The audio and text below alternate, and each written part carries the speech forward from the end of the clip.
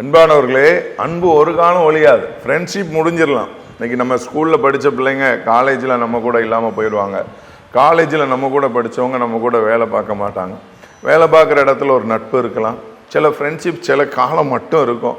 ஒருவேளை இன்றைக்கி ஃபேஸ்புக் இருக்குது, இன்ஸ்டாகிராம் இருக்குது, அப்படி இருக்குது, இப்படி இருக்குது, நம்மளை ஃபாலோ பண்ணுவாங்க. அப்படின்னாலும் சில நேரத்தில் நீ வாழ்க்கையில் உயர்ந்துட்டுன்னா உன்னை பார்த்து பொறாமப்படுறதுக்கு ஜனங்கள் நிறையா இருக்கிறாங்க.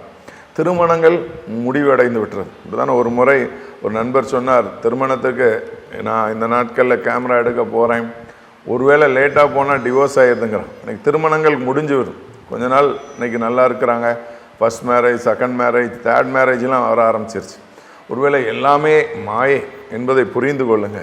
ஒரு அன்பு மட்டும், தேவனுடைய அன்பு ஒரு காலம். அதனால் அவரோட உட்காருங்க, அவரோட பேசுங்க, அவரோட நடந்து கொள்ளுங்க. அவர் நிச்சயமாய் உங்களை ஆசீர்வதிப்பார். கர்த்தர் உங்களை பெருக பண்ணுவார். God bless you.